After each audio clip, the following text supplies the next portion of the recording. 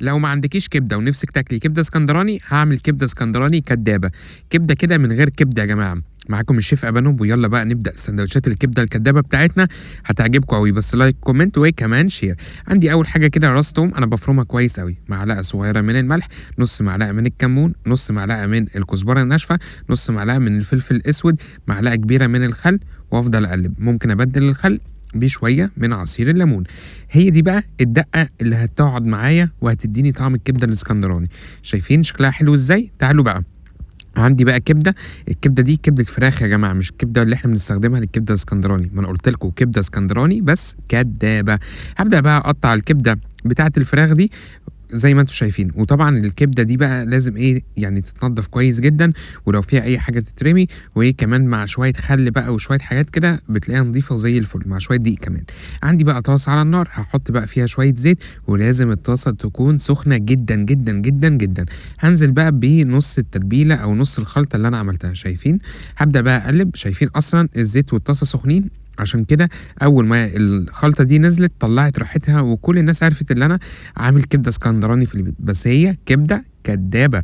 هبدا بقى اقلب كل الكلام الحلو ده مع بعض، ما اقلبش كتير علشان الكبده ما تهريش، بس اسيبها تاخد لون من تحت، وبعد كده ابدا اقلب. شايفين يا جماعه الكبده حلوه وبجد جربوها هتعجبكم قوي، ورخيصه يا جماعه على فكره، مش غاليه خالص زي الكبده التانيه. تمام.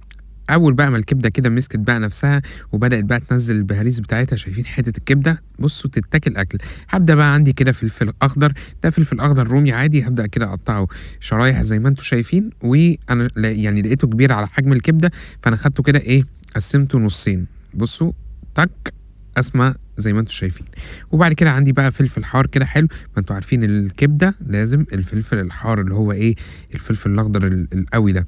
هبدا بقى اخد الفلفل بتاعنا ده بعد ما الكبده بدات خلاص تتشرب وتدخل في السوا، هبدا انزل بالكبده بالفلفل على الكبده. شايفين حلاوه وجمال ما فيهاش زي. عندي بقى نص الخلطه اللي انا سبتها على جنب، هسيبها هرميها؟ لا طبعا، امال هتعمل بيها ايه؟ هحطها كده وهي نيه على الكبده دي، بقى تديني طعم وتست زي العسل. على فكره ممكن في الخطوة دي نحط برضو ايه معلقة طحينة. خلاص الكبدة شربت كل السوائل والفلفل استوى.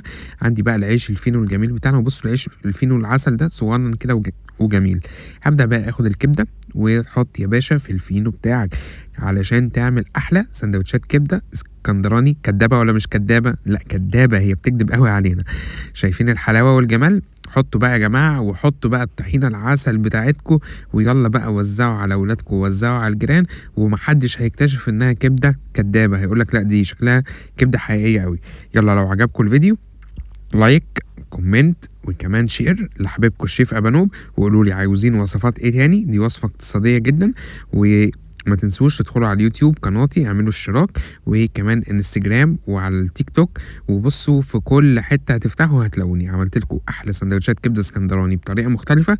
وانا اسمي ابانوب. ما تنسوش تعملوا فولو، ولو الفيديو عجبكم اعملوا له شير لكل حبايبكم. يلا باي باي.